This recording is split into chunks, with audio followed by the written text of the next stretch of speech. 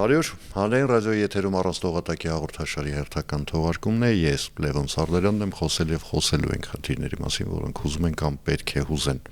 հասարակությանը, ինչպես ամեն ուրբաթ այսօր մենք խոսելու ենք հիմնականում եւ բացառապես մշակույթի նկատմամբ մեր վերաբերմունքից եւ ընդհանրապես մշակույթի մեր ընկալումների մասին եւ զրուցելու եմ գրող Էդգար Կոստանդյանի հետ։ Բարև ձեզ։ Տեսեք, մշակույթի նկատմամբ վերաբերմունքը ինքը լուրջ ցուցիչ է, հա, որովհետեւ այդ ցուցիչով պետք կարելի է հասկանալ, թե հասարակությունը ինչ մակարդակի վրա է,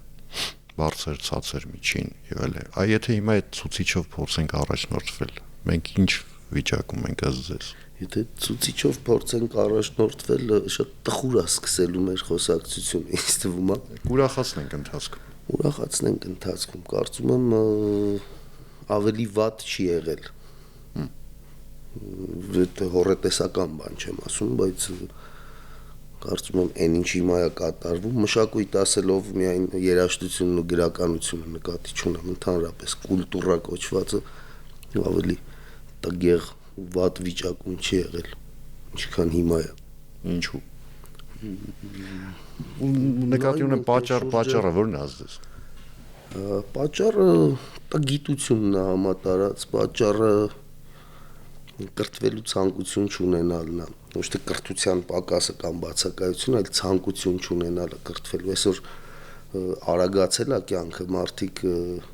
հատկապես երիտասարդները ուրիշ կողմ են գնում մի քիչ, այսինքն չեն ուզում սովորել գիրք կարդալ եւ դպրոց գնալ, ինստիտուտ գնալու մասին չի խոսք, էլի, սովորել, նայել իրենց շուրջ սովորել չեն ուզում, իրենք ավելի արագ բաներ են ուզում, վիդեոներ թերթեն 2.5 վայրկյանանոց, չծանրաբեռնեն իրանց, էլի։ Ես չեմ մեղադրում, այսինքն դա հնարավոր է երիտասարդների կամ ընդհանուր համակարգային խնդիր է, ինձ թվում է, այսինքն եթե մարդ ցանկություն չունի կրթվելու, մարդ ցանկություն չունի մի ավել բան իմանալու, որը հետո այդ կուլտուրայի վրա կազդի, այդ շատ մեծ համակարգային վաղուց եկած խնդիր է, որ եկավ, մեծացավ ձնագնդիկի պես, հիմա գլորվելով դեռ մեծանալու է երևի էլի, որ սենց շարունակվի։ Լավ, եկեք փորձենք այդ հորետեսությունը մի քիչ բացենք, հա, նկատի ունեմ, հա, մի քիչ ջուր ավելացնենք վրան, որ այդքան խիտ չլինի, էլի։ Հիմա տեսեք, ես ինքս երբեմն առիթներ ունենում եմ երիտասարդների հետ շփվելու, դե նես չստացվի, որ ամեն սերունդ գալիս, այ մենք ձեր ժամանակ, մենք սենց էինք։ Մեր սերնդին էլ է վերաբերում։ Հիմա տեսեք, ես օրինակ գիտեմ հրաշալի երիտասարդներ, ընդ որում իրենք շատ են, քիչ չեն, ամեն մեկ իր գործին սովորում են, կրթվում են, նայում են շուրջ բոլորը ինչ որ բաներ են վերցնում, հետո դա այդ միմյանց հետ շփվելու մշակույթից էլ է երևում, որ այս մարդը այդ իմաստով աչքաբաց է, սովորելու ունակ կա, ցանկություն ունի։ Հա, կան նաև են տեսակը նաև կա, որ բացարձակապես դրա ոչ կարիքը ունի, ոչ անհրաժեշտություն ունի, ոչ էլ ըստ էության պատկերացում թե ինչի համար դա պետք է։ Հիմա, բայց այդ միշտ է եղել։ Երբ մենք խոսում ենք խորհրդային չէ, օրինակ երբեմն գովաբանում են, ասում են, այ խորհրդային միության տարիներին այսպես էր, այնպես էր եւ այլն, այն ժամանակ էլ այդ տարանջատումը հստակ կար։ Հա, բայց այն ժամանակ գոնե կար կոնկրետ կրթություն, որ առնվազն այն մինիմալ բազան ուներ էլի ցանկացած մարդ։ Հիմա կա, բայց հիմա էլ կա, բայց հիմա ոչ մի բանը պարտադիր չի։ Այդ համ լավ է, որ ոչ մի բանը պարտադիր չի։ Ես չեմ սիրում պարտադրված բաներ, բայց ունի նաև անտանելի կողմեր, էլի, որ հիմա տեսեք, ազդեցության մեխանիզմները շատ ավելին են, քան ասենք ոչ թե խորհրդային միության տարին 10 տարի առաջվա կամ 15 տարվա համեմատությամբ են ազդեցության սոցիալական ցանցերն են, տարբեր սոցիալական ցանցերն են, այն ժամանակ գոնե ասենք գիտենք Facebook-ը ու Одноклассники կա, հա, պայմանական եմ ասում հիմա։ Ավելի անշարժ է։ Հա, TikTok բան եւ այլն։ YouTube-ն ավելացել, որը դարձել է արդեն եթե 10 տարի առաջ ընդամենը րոպե ու կեսանոց այսպես տեսահոլովակներ էին, հիմա այս մեր հաղորդումն էլ արդեն YouTube-յան դրամաբանությամբ կա 30 րոպե, 2 ժամ, 3 ժամ։ Իհարկե եկավ փոխարինելու հեռուստատեսության հետ։ Հա։ Հիմա շատերը հենց հեռուստատեսությանն են մեղադրում այս վիճակի համար, ասում են տասնամյակներով, ամենանդեպս անկախությունից ի վեր տասնամյակներով հեռուստատեսությունը հետևողականորեն եւ որոշ դեպքերում ասում են կանխամտածված փչացրեց հասարակությանը։ Ես կիսում եմ այդ տեսակետը։ Հիմա այդ թափանիվը ոնց պետք է հետ շրջել։ Որտեղ մենք միշտ ֆիքսում ենք խնդիրները, այդ խնդիրների լուծման տարբերակները շատ քչերն են ասում։ Այ օրինակ։ Եթե այդ խնդիրների լուծման տարբերակները մենք կարողանանք գտնել, ինձ թվում է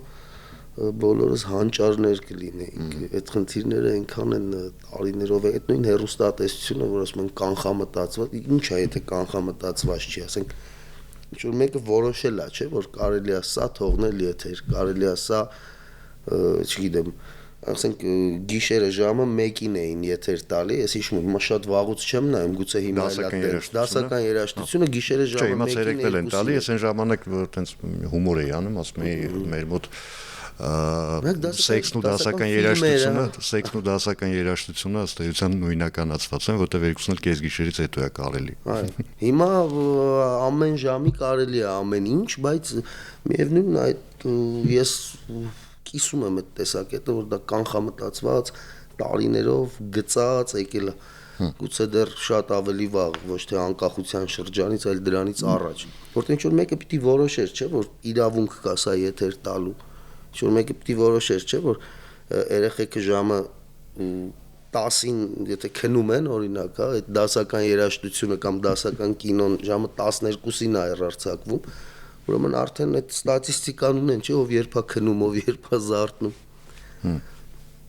Կանխամտածված բերել հասցրել են ստեղ։ Ու հիմա արդեն այն ժամանակ եթե վերահսկելի էր, որտեվ կոնկրետ հեռուստատեսություններ, կազմակերպություններ, ինչ որ լծակներ կային, հիմա ոչ մի բան չես կարող վերահսկել։ Հիմա ամեն մարդ կարա բացի իր YouTube-ը, ինչ ուզի անի ու միլիոններով նայեն։ Բալասաններից մեկը կամ հնարավոր դեղամիջոցներից մեկը ասում են գրականությունն օրինակ։ Այսինքն երբ գրողը այդ խնդիրները տեսնում է, ինչ որ լուծումներ առաջարկում, թեկուզ իր կերպարների միջոցով, ինչ որ իրավիճակային չէ, մի քիչ ավելի գլոբալ։ Ունի գրականություն այդ ուժը հիմա, ներուժը ունի հիմա։ Լուծումներ տալու, չէ։ Որտեվ այդքան սպառող չունի գրականությունը։ Եթե այսօր մի գիրքը կարդա 100 կամ 200,000 մարդ, գրականությունը կսկսի կոնկրետ խնդիրներ լուծել։ Հիմա գրականությունը կարող է ցույց տա այդ խնդիրները։ Որտեվ սպառողը քիչ է գրականության։ Մեր մոտ թե ընդհանրապես։ Մեր մոտ։ Ընդհանրապես արդեն կարծում եմ աշխարհն է այդ կողմ գնում, բայց մեր մոտ հատկապես մեր մոտ միշտ է քիչ եղել։ Ես չեմ հիշում տենց շրջան, ես 36 տարեկան եմ, ես չեմ հիշում տենց շրջան, որ տենց կարդա մեր ժողովուրդը, տենց շատ կարդան, չեմ հիշում տենց բան։ Տեսեք, նախկինում գիրքը ինքը շատ տաներում եմ ես այդ նկատել, ամեն տանը հետ գրադարակները կային, գրապահարանները կային, շարած էին, այն որ ես հասկանում եմ, հենց երբ տեսնում եմ, որ ինքը գույներով են դասավորած այդ գրքերը, նշանակում է դա ինքը ինտերիերի մաս անդամն է, հա, եւ այդ գրքերին որևէ մեկը չէր կապում բացում իր գրքերը կուսական վիճակում ըստ էության, այսինքն հասկանում ես, որ դու առաջին մարդն ես, որ այդ գրքին կապավ այդ տանը։ Վաճառք կար, տեսեք, կարդացող էլի քիչ էր։ Հիմա վաճառք քիչ է, էլի կարդացողները քիչ, բայց ըստ էության համադրելի են, չէ՞։ Համադրելի են, բայց այսինքն այն ժամանակ էլ էր 1000 հոգի, պայմանական եմ ասում, կարդում 1000 հոգի, հիմա էլ է կարդում 1000 հոգի։ Չեմ, կարծում եմ այն ժամանակն ու հիման ամեն դեպքում այն ժամանակ ավելի շատ էին կարդում, էլի եմ ասում այն ժամանակ պարտադրված բաներ կային։ Հիմա չկա դա։ Հիմա կա, չէ՞, դպրոցներում պարտադիր գրականության ցանկ կա։ Հա, բայց դպրոցներում պարտադիր գրականության ցանկը կարդալով դու կարդացող չես դառնում, էլի։ Ինչ այսօր գրեւի մեր ժամանակից շատ բան չի փոխվել, եթե այդ նույն ցանկն է մոտավորապես Ռաֆի Սամվել եւ այլն։ Հա, այսինքն էլի մի քանի ժամանակակից գրող է ավելացել, դա էլ ահագին պատերազմներից հետո էլի, որտեվ դա չես կարող բոլոր ճաշակը բավարարել։ Ինչ որ մեկին իհարկե։ Չէ, այստեղ խնդիրը իմ համար ուրիշ տեղից է գալիս, այսինքն եթե վաճառքը եւ քիչ կարդալը եւ քիչ վաճառվելը համաչափ են ու զուգահեռ գնում են իրար, այստեղ հիմա եթե դու ուզես կարդաս, այդ վաճառքի խնդիրն էլ չկա, դու on-line ուղղակի ամեն ինչ հիմա կարող ես գտնել, կարդալ, էլի այդ դառնել անցել է երևի դու ասում են գրքի հոտը, գրքի չգիտեմ ինչը, ուղղակի չկա ցանկություն, արագացել է ամեն ինչ, այսինքն 4-5 ժամ մարդը չի նստում էլ ոչ մի բան անում։ Անցած շաբաթ այստեղ Արեգ Դանագուլյանն էր ֆիզիկոս, որը Միացյալ Նահանգներում նաև դասավանդում։ Ինքը ասում էր, որ այդ ցանկությունը ըստ էության կախված է ոչ թե այնքան ինձնից, կոնկրետ ինդիվիդից, որը պիտի սովորի, պիտի կարդա, այլ ձեզնից, այսինքն թե ոնց եք դուք ինձ հետաքրքրում, այսինքն պետք է մտցնել այդ process-ի մեջ, այդ հետաքրքրողը ով պիտի լինի այդ դեպքում։ Okay, բայց մեկը հետաքրքրեց 1000 հոգու, մեկը հետաքրքրեց 5000 հոգու, մեկը 20, միևնույնն է, չկա այդ գլոբալ հետաքրքրությունը։ Չէ, ես ինձ ճիշտ չհասկացաք, ոչ թե դուք որպես գրող պետք է հետաքրքրեք, որ ես ձեզ կարդամ, այլ ուսումնառության process-ը ինքը պիտի դառնա հետաքրքիր։ Իհարկե։ Այսինքն մանկուց դա դպրոցը պիտի ապահովի, դա պիտի ընտանիքը ապահովի, դա պիտի մանկապարտեզը ապահովի, հա, ինքը քեզ պիտի մտցնի այնպիսի process-ի մեջ, ոչ թե ասենք ոնց որ հիմա մեջ մենք փչևեցու շարունակում ենք, չէ՞, դա դասգահների մոտ նստած գրատախտակին չառած աչքերով նայել, այնտեղ օրինակներ ա բերում, դա հետաքրքիր չի։ Այսինքն այդպես 100 երեխայից մեկն է դառնում սովորող իրականում, որովհետև հետաքրքիր չեն, մեն ասած ձանձրանում են 99, ասում են լավ ինչ եք ուզում ինձ ուզում գնամ։ Ինչ անեն որ չձանձրանան։ PlayStation-ով խաղամ։ Հա։ Հա, մեղադրելու չի, հա։ Որտեւ այդ process-ը քեզ հետաքրքիր չի, սպասում ես երբ ես գնալու PlayStation-ը խաղալու։ Այդ դա արդեն համակարգային խնդիր է, որը պետքա, չգիտեմ, պետությունը լուծի, հասարակությունը ինչ որտեղ լուծի, այ ոնց անենք, որ ուսումնառությունը հետաքրքիր լինի աշակերտին, ոնց անենք, որ ուսանողը ուսանողական կյանքից բացի նաև հենց բուն կրթության վրա էլ կենտրոնանա, ոնց է պետք է, օրինակ մենք որ ուսանող ենք, մեզ հետաքրքիր չէր սովորել, մեզ հետաքրքիր էր այդ ուսանողական կյանքը, գնանք ինստիտուտ, հետո չգիտեմ, պայմանավորվենք այնտեղ միտեղ գնանք։ Իհարկե, այսինքն եթե դաս չէր լինում, դա տոն էր, այդ նշանակում է, որ չենք սիրում մենք սովորել, էլի։ Ու մենակ դպրոցը չի, մեկ տանն էլ մարդ կարա սովորի, էլի, որ ուզի սովորի, տանն էլ կարող է սովորել, բայց չէ, մենք սովորել չենք սիրում, մենք ընդհանրապես մի հատ էլ ազգային առանձնահատկություն ունենք, այդ է ուզում ասեի, որ մեզ թվում է մենք ամեն ինչ գիտենք ու մեզնից պետք է սովորել, ոչ թե մենք պիտի սովորենք, դա էլ է շատ լուրջ դարերով եկած խնդիր։ Հիմա իմիջիայլոց քանի որ պետությունից խոսք գնաց, տեսեք, այդ դիսկուրսը անընդհատ կա, ես ամենայն դեպս 20-25 տարի կարող եմ հիշել այդ դիսկուրսը որպես այդպիսին, պետության մասնակցությունը ընդհանրապես մշակույթին, օրինակ Խորհրդային Միությունը ինքը գրականության պատվիրատու էր, ինչ որ առումով երաժշտության պատվիրատու էր, անկախության տարիներին ըստ էության նման բան չկա, հա, կամ պետական թատրոններ, կամ թանգարաններ, որոնք պետությունն է պահում, այսպես ասեմ, հանրային գումարները։ Ինչի կան օրինակ այդքան պետական թատրոններ, 10 հատ թատրոն կա Երևանում, պետական, ինչի համար է դա։ Չեմ ասում փակ են թատրոնները, բայց 10 հատ թատրոն այս թատրոն չսիրող երկրում չի լիքն են։ Ինչն է ներկայացումների ժամանակ դալիչները սկսել են գնալ ռեպերտուարային թատրոններ։ Այո։ Ես չեմ կիսում այդ կարծիքը, որտեղ ես երբ գնացել եմ կիսատ դալիչներով կոմերցիոն ներկայացումները լիքն են միշտ, դրա մասին չի խոսքը, բայց հնարավոր է ռեպերտուարային թատրոններ ինչ որ մասով բերել կոմերցիայի մաս սարքել, ասենք չբռնես թատրոն բացես 50 հատ դերասանի հաստիկ ունենաս, այդ բացես թատրոն եւ կանչես պայմանագրով այդ դերասանները խաղան իրանց հոնորը։ Հիմա փորձում են նման բան անել, ասենք իշխանությունը առաջարկում է տարբերակը։ Ինչ տարբերակ։ Հենց այդ մոտավորապես այն ինչ որ դուք եք ասում։ Դերասանները ասում են, դերասանները, ռեժիսորները ասում են, դուք սահմանափակում եք մեր իրավունքները, մեզ։ Ինչ կա իրավունք սահման։ Ես չեմ ասում սահմանափակ են իրավունքները։ Ես ասում եմ պետք չի տալ 50 հոգու աշխատավարձ, եթե այդ թատրոնում, ասենք 8 հոգին են զբաղված կոնկրետ։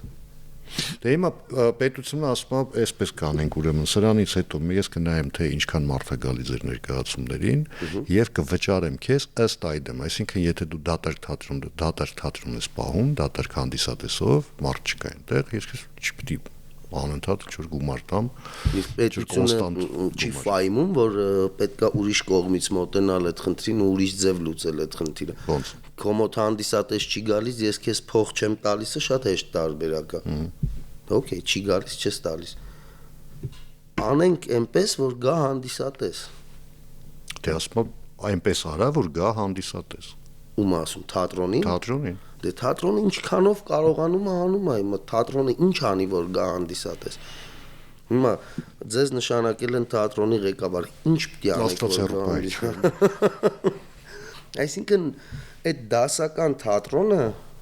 եւ միայն թատրոնի մասին չի խոսքը, ուղղակի թատրոնից խոսք բացվեց, շատ վաղուց սպառել է իրան, պետք է ինչ-որ փոփոխություն, պետք է ինչ-որ update,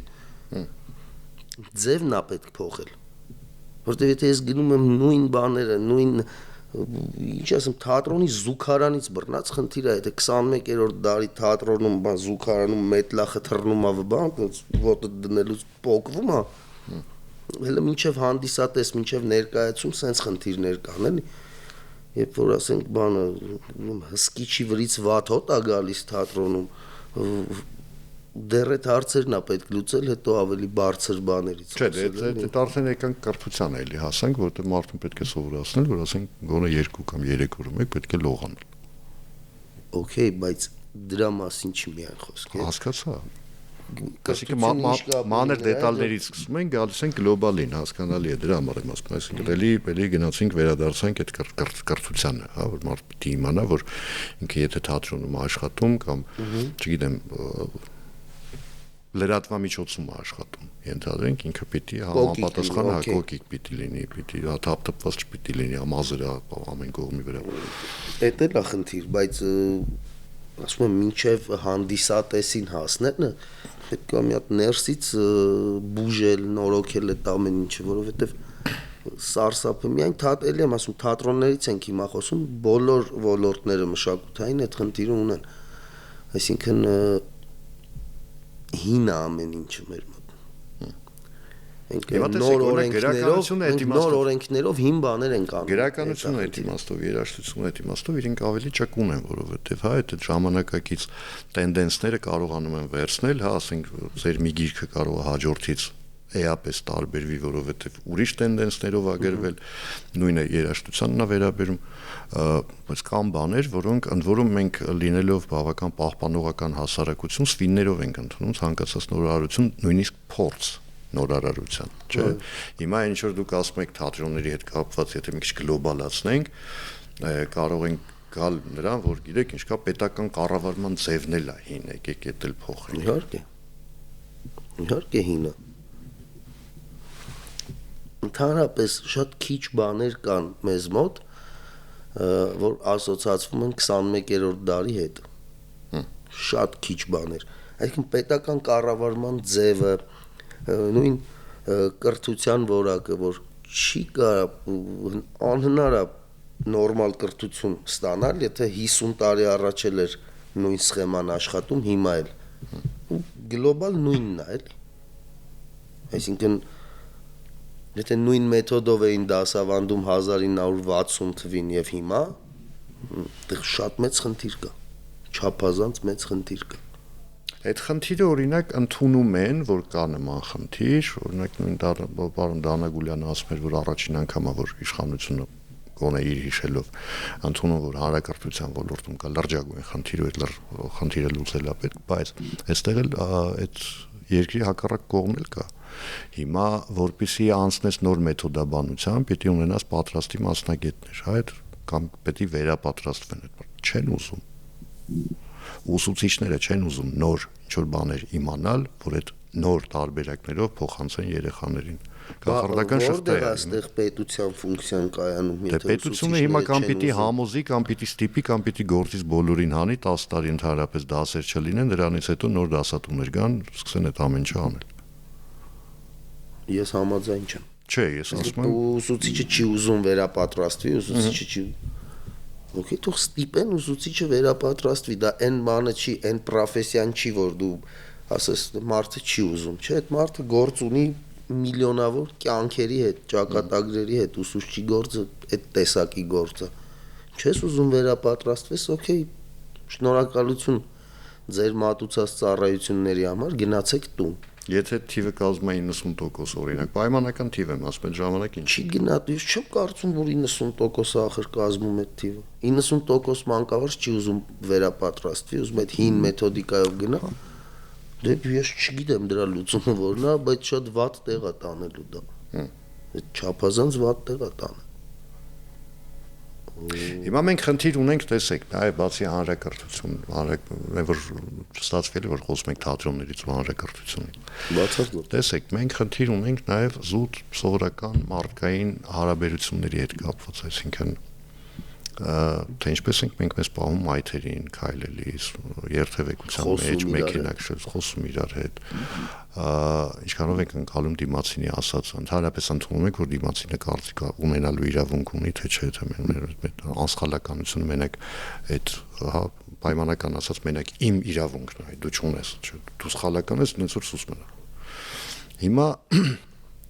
այդ ամենը բնականաբար բերում է հանրային կյանքի դիսոնանսի։ Որովհետև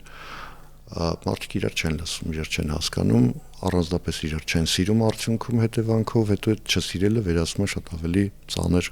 բանի։ Փակ շղթա է, չէ՞, թե չէ։ Փակ շղթա է, տեսեք, առաջ ես հիշում եմ, ասենք մարդուն, որ դանակահարում էին, չգիտեմ ինչ պիտի արած լիներ, մարդը որ այն մեկը հաներ դանակով խփեր, հիմա բոլորն իրար դանակով խփում են, մեկը մեկի ուսին միամիտ կպնում է, սկսում են խփել իրար։ Հիմա այդ ինչից է գալի, այդ բանի շփման կուլտուրա չունենալուց, թե կրթությունից, թե որ մանկավարժները չեն ուզում վերապատրաստվել։ Իսկ միգուցե նրանից է, որ այդ երիտասարդները, որոնք հիմա իրար դանակով խփում են, հիմնականում նստած են եղել հեռուստացույցի առաջ ու նայել են սերիալներ, որտեղ դա նորմա։ Նայել են սերիալներ, որը ամենաբարձր օղակների որոշմամբ եւ թույլտվությամբ հեռարձակվել է եւ շարունակում է հեռարձակվել։ Այսօր դեռ լավ է, կան շատ հնարավորություններ, ասենք դու ինտերնետ կա, տարբեր կայքեր կան, կարս քո ուզած ֆիլմն ու սերիալը նայես։ Բայց կար ժամանակ, որ մենակ այդ հեռուստացույցն էր, ուրիշ ոչ մի բան չկար։ Այսինքն դու որ ալիքն էլ փոխեիր, ոնց էլ պտտվեիր, կամ հայկական այդ նողկալի սերիալներն էին, կամ ռուսական, որ ոչ մի բանով չեն տարբերվում, այնտեղ մի քիչ ռեժիսորներն են ավելի քթածակով եւ վերջ։ Նույն բանն է լրի։ Բայց էդ էլա չէ, հիմա ասում ենք չգանք էլի կրթությունից ու մշակույթից խոսենք, բայց էդ էլ չի կրթության խնդիր։ Էդ էլ չի այն խնդիրը, որ եթե տղայի հայրը նորմալ կրթություն ստացած լիներ, կարող է ինքը դա չնայեր փոքր ժամանակ։ Բայց ինքն ու հերը նստում իրար հետ դա նայում էին, չէ։ Միգուցե նաև նրանից է, որ այդ հորն էլ իր հերն է ժամանակին ասել, իր հայրն է ասել, տղա ջան, քեզ մեկնում եկը, որ հանգարց բակում նեղացնի, քարը կվերցնես, կատած գլխին, ես տեր եմ։ Հա։ Եվ մեզ տենց էլ դաստիարակել են, չէ, փոքր ժամանակ, որ ոչ բոլորին, բայց հիմնականում հա։ Բոլորին, բայց այլ հիմնականը հետ էր, որ քեզ բան ասողնի քարը դու գլխին։ Ընդ որում հետո տեր կանգնողին որ նայում ես, ասում ես լավ դու ոնց կարաս տեր կանգնես։ Հա, մեկը լինի քեզ տեր կանգնի եղբայր, հա։ Հա։ Սեփ հիմա որ կողմ էլ տանենք, էլի նույն բանն է, այդ փակ շղթան, որ ասում եք, էլի նույն բանից ենք խոսելու, որ կրթության պակաս է, դաստիարակության պակաս է, իսկ դաստիարակությունը էլի կրթության կարևոր առանցքային բաներից։ Պետությունը ինչպես պիտի միջամտի այդ process-ին, ինչ պիտի անի պետությունը։ Էլի եկանք այն հարցին, պետությունը պիտի մասնակցի մշակույթի ձևավորմանը։ Չէ, պետությունը չպիտի մասնակցի մշակույթի ձևավորմանը։ Կոնկրետ մշակույթի ձևավորմանը չպիտի մասնակցի, որովհետև մենք տեսել ենք ինչա լինում մշակույթի հետ, երբ որ պետությունը մասնակցում է մշակույթի ձևավորմանը։ Մենք տեսել ենք կառավարական համերգներին, ինչ արտիստներ են երգում, մենք տեսել ենք ինչ տեսակի մարդկանց են կոչումներ տվել ժամանակ։ Ընդհանրապես 21-րդ դարում էլ չեմ հասկանում ոնց կարող մանավանդ տենց երիտասարդները որ Փառք Աստծո հանեցին, բայց հանեցին կոչումները։ Հա, կոչումները հանեցին, Փառք Աստծո, բայց ասեմ, որ այդ ձեր ասած նողկալի սերիալների հիմնական սցենարիստներից մեկը մինչև այսօր ունի այդ կոչումը, չէ, բայց Մեսրոպ Մաշտոցի շքանշան ունի։ Ես շնորհավորում եմ իրեն։ Մեսրոպ Մաշտոցի շքանշանը լավ բան է։ Շատ լավ։ Դե հա։ Հիմա պետության միջամտության ձևը որը պիտի լինի։ Պետությունը չպիտի արվեստին միջամտի։ Երբ որ պետությունը ֆինանսավորում է, ենթադրենք քո ֆիլմը, իսկ մենք այդ պետությունը չենք, որ պետությունը ուղակի ֆինանսավորում է եւ դու ազատ ես ուղակի քեզ ֆինանսավորեցին։ Ես չեմ կարծում որ տենց է։ Պետությունը եթե քեզ ֆինանսավորեց, դու արդեն ինչ որ ռամկաների քառակուսիների մեջ ես ու արդեն այդտեղ արվեստը գնում է երկրորդ պլան։ Ավելի առաջին պլան է գալի ագիտացիան, քաղաքականությունը,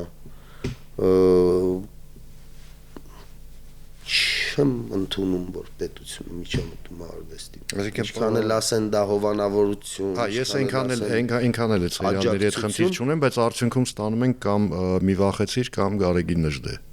Սերիալների մասին է խոսքը։